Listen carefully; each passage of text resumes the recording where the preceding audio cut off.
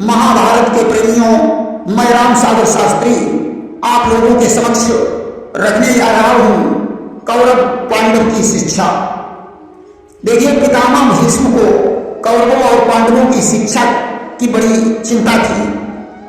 वे हृदय में विचार करते हैं कि कौरव और पांडव शिक्षा के योग्य हैं, अस्तु इनकी शिक्षा दीक्षा प्रारंभ होनी चाहिए, क्योंकि बिना गुरु के ज्ञान नहीं होता और बिना ज्ञान के मनुष्य पशु के समान है।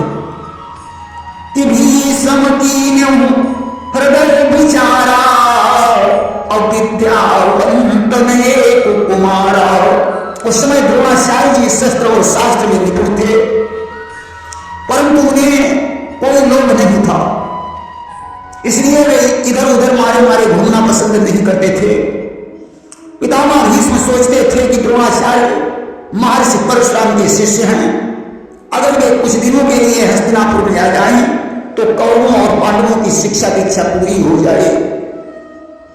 धीरे धीरे वही संयोग आ गया कि परापूर्ण के प्रांत में ऐसा विकट अकाल, जड़े न पृथ्वी में रही बची न तरु की छाल। दैवयोग से द्रोणाचार्य के प्रांत में भीषण अकाल पड़ गया। लोग वृक्षों की छाल और जड़ें खाकर जीवन काटने लगे, तमाम पशुओं का विनाश हो गया। लोग घरबार छोड़कर इधर उधर भटकने लगे। गुरु द्रोणाचार्य आज अपने पुत्र अश्वत्थामा और पत्नी के सहित पांचाल नगर में राजा द्रुपद के यहाँ पहुंचे। द्रुपद ने द्रोणाचार्य का यथोचित सम्मान किया और कहने लगे, मेरे लिए यह सौभाग्य का विषय है जो आप जैसा ब्राह्मण मेरी कुटी में आया है। परंतु दुर्देव, आपका नगर तो हमारे नगर से भी श्रेष्ठ है। आप कभी अपने नगर को छोड़कर दूसरे नगर में बुलाने पर भी नहीं जाते, फिर आपको यहां आने का अवसर कैसे मिल गया?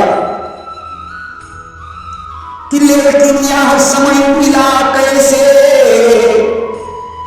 जन का सौभाग्य बढ़ाने का। हे देव कहो कारण क्या है कुटिया में कष्ट उठाने का।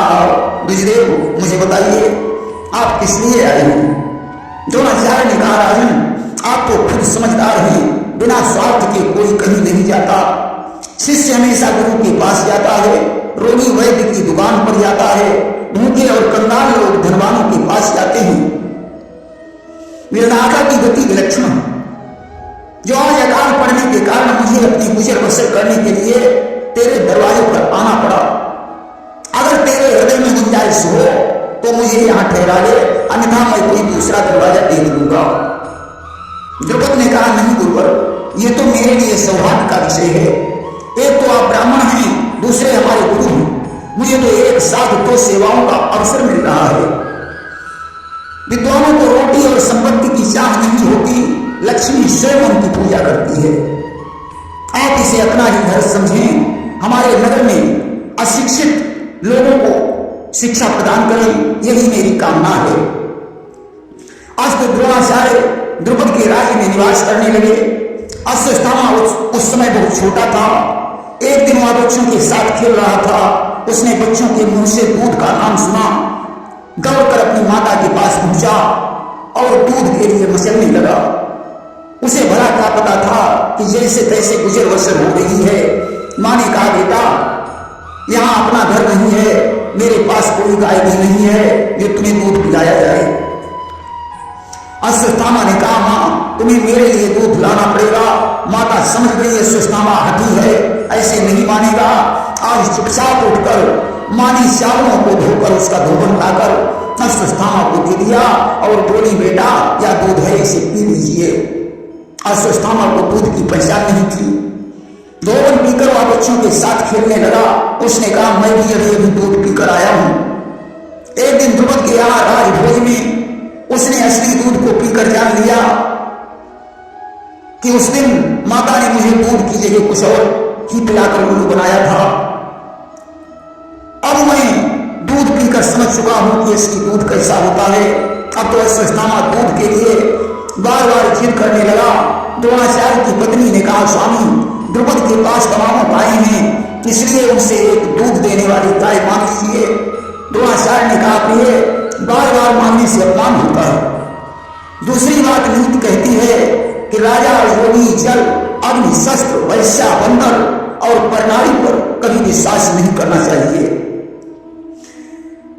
कि राजा, योगी, जल, अग्नि, शस्त्र, वैश्या, बंदर, प्रणाली है, विश्वास रे इन आठों की धोखेदारी की यारी है। द्रोणाचार्य की पत्नी ने कहा सुस्थामा आती है, वह मानेगा नहीं, इसलिए राजा से यह प्रश्न तो करना ही पड़ेगा। आज तो साहस बटोरकर द्रोणाचार्य ने द्रौपदी से गाय का सवाल किया। द्रौपदी ने कहा गुरुदेव, अब तो आप फरमाइश भी करने लगे, अगर एक हाथी दे देने से मेरे पास 4 हाथी हो जाएं तो मैं आपको हाथी भी दान कर सकता हूं। गुरुदेव, मुझे गाय देने की गुंजाइश नहीं है, आप इस राजद्वार को छोड़कर वहां चले जाइए जहां आपको गाय मिल सकती हो। अब तो द्रोणाचार्य जैसे स्वाभिमानी ब्राह्मण को ये बात गवारा नहीं हुई कि भरा हुआ जिस हृदय में सत्य आत्म अभिमान, बेच सकते हैं कहां इस प्रकार अपमान। आज तत्काल ही उन्होंने पांचाल नगर को छोड़ दिया और हस्तिनापुर की तरफ प्रस्थान कर दिया। कौरव और पांडव मिलकर मैदान में कंदुक क्रीड़ा कर रहे थे। दैव योग से किसी ने गेंद में डंडा मारा और गेंद उछलकर कुएं में चली गई कि कंदुक परे उपमा जाई, कोई काढ़ सके नहीं ताही। गेंद को बाहर निकालने के लिए बच्चों ने तमाम उपाय किए परंतु बाहर नहीं निकाल पाए। उस समय द्रौपदी से अपमानित किए गए द्रोणाचार्य जी वहां पहुंच गए। पिता ही समय द्रोण गुरुआए, द्रुपद राज महामान गमाए। द्रोणाचार्य ने देखा बच्चे परेशान हैं, गेंद बाहर नहीं निकाल पा रहे हैं। आज द्रोणाचार्य ने अपने धनुष पर एक तिनके को अभिमंत्रित करके गेंद के ऊपर चला दिया। धनुष माही तृण सर संचारा, और पढ़ के मंत्र गेंद महु मारा। अब तो वो बाण गेंद को छेद कर बाहर निकाल लाया। द्रोणाचार्य ने वह गेंद उठाई और दुर्योधन को पकड़ा दी। दुर्योधन उसे उस गेंद को लेकर प्रसन्नता पूर्वक दौड़ता हुआ बाबा भीष्म के पास पहुंचा। उसने कहा बाबा चमत्कार हो गया। क्या हो गया? हम लोग गेंद खेल रहे थे, गेंद कुएं में गिर गई, तब तक वहां एक ऐसा धनुधारी ब्राह्मण आ गया जिसने सीख का बाण संधान करके गेंद को बाहर निकाल दिया। बाबा भीष्म समझ गए ऐसा चमत्कार करने वाला ब्राह्मण द्रोणाचार्य के अलावा कोई दूसरा नहीं हो सकता है। पिता भीष्म मन की न विचारा, अबूझो विप्र नाहि संसार। परशुराम कर शिष्य सुजाना, द्रोणाचार्य दास को नामा। भीष्म ने दुर्योधन से कहा बेटा उस चमत्कारी ब्राह्मण का मैं दर्शन करना चाहता हूं। आज दुर्योधन के साथ चल दिए, बड़े प्रेम से द्रोणाचार्य को हस्तिनापुर में ले आए, चरणों को धोकर सुंदर आसन पर बैठाया और कहने लगे हस्तिनापुर का अहोभाग्य है जो आप जैसे विद्यावान ज्ञानवान ब्राह्मण का आगमन हुआ है।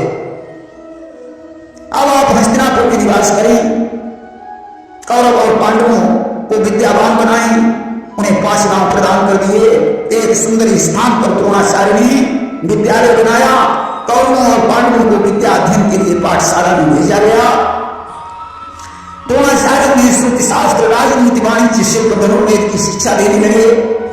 उन्होंने अग्निबाण, मेघबाण, वायुबाण, नागबाण, करुणबाण आदि नाना प्रकार के अस्त्र शस्त्रों ने पारंगत बनाया। अर्जुन धनुर्वेद में होशियार हो गए।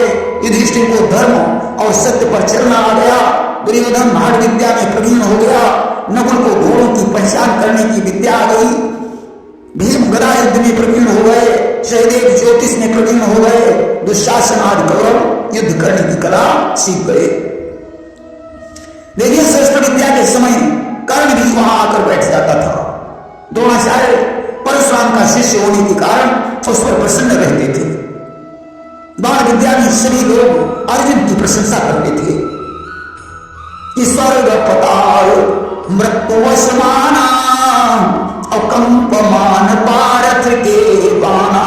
स्वर्ग पाताल और मृत्यु लोक में अर्जुन के समान कोई धनुर्धारी नहीं था, परंतु कर्ण को अर्जुन की प्रशंसा सहन नहीं होती थी।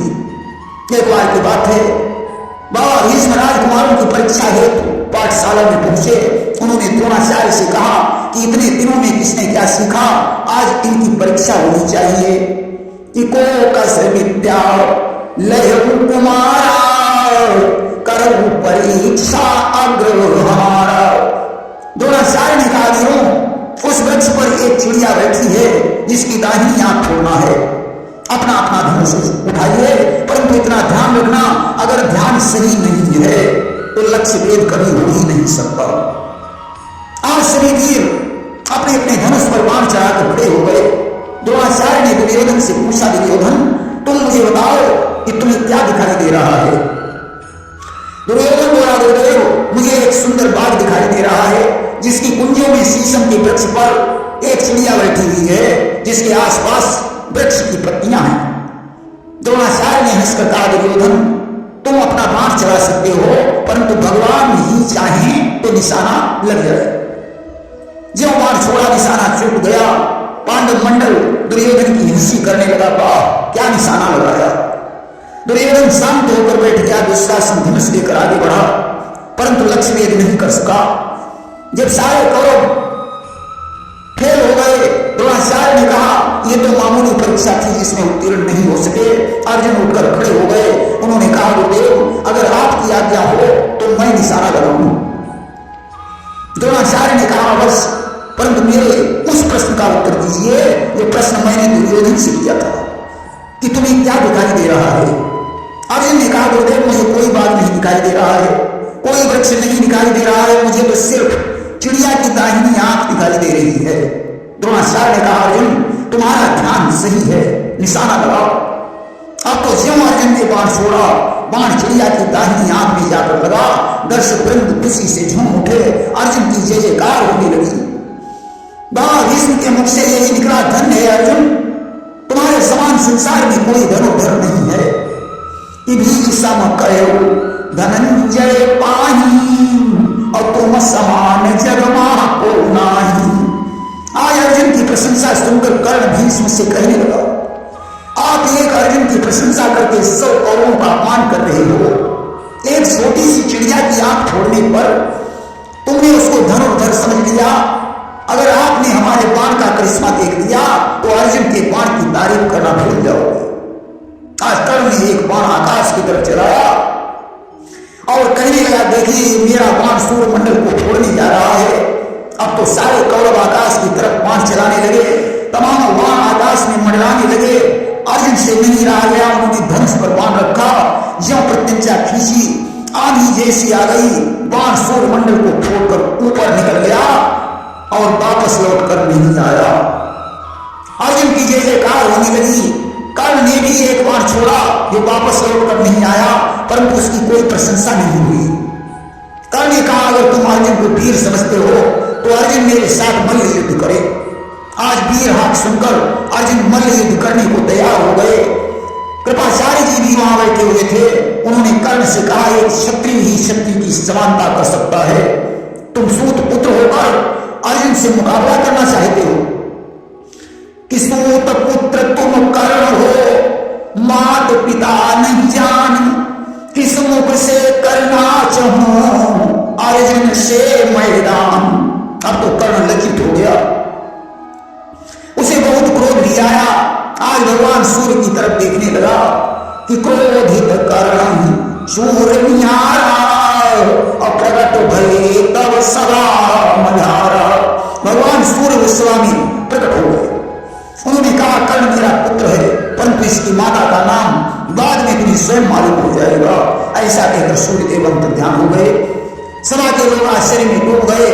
धीरे धीरे शाम हो गई, संग्राम बंद हो गया। कुछ दिनों बाद पुनः प्रतियोगिता प्रारंभ हुई। उस दिन एकलव्य ने आकर द्रोणाचार्य को प्रणाम किया।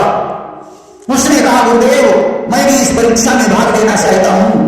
आज उसने बाण चलाकर सूर्यमंडल को फोड़ दिया।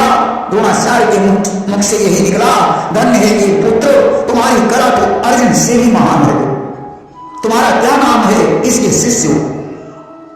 के चरणों पर गिर पड़ा। उसने कहा, गुरुदेव मेरा नाम एकलव्य है, मैं आपका ही शिष्य हूं। आपके पास धनुर्विद्या सीखने आया था तो आपने इनकार कर दिया था और मैं आपकी मिट्टी की मूर्ति बनाकर धनुर्विद्या सीखता रहा। गुरुदेव ये आपकी ही कृपा है, मेरे लिए तो आप ही भगवान हैं। द्रोणाचार्य विचार करते हैं, एक तो ये पशु पक्षियों को मारने वाला धीर है, साथ ही साथ इसकी विद्या से अर्जुन का अपमान हो रहा है।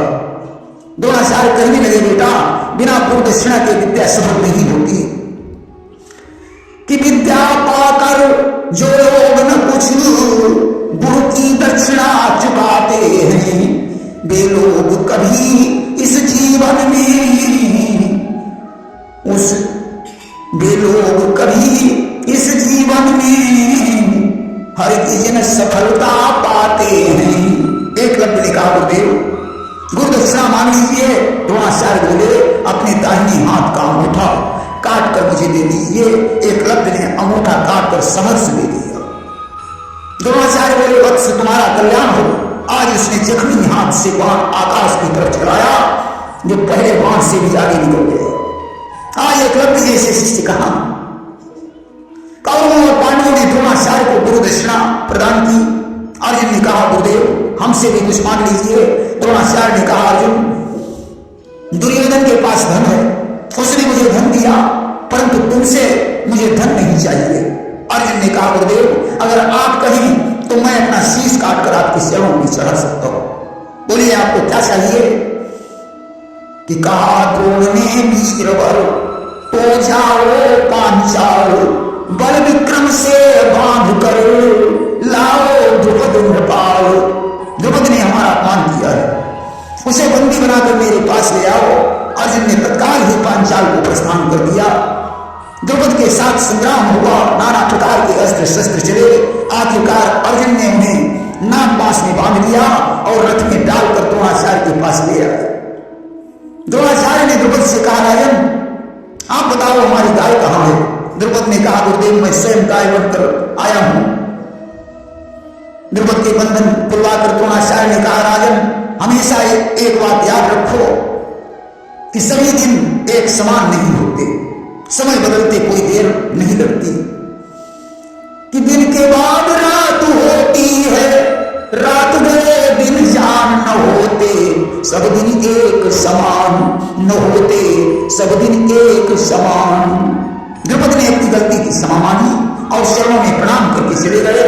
नेदु पर द्रोणाचार्य ने अर्जुन का एक नाम पार्थ रख दिया। इति न उचित तुम साथ हमारा, अवते पार्थ नाम तुम्हारा। इसके बाद लाक्षागृह का प्रसंग आता है। प्रेम से वृंदावन बिहारी लाल की जय।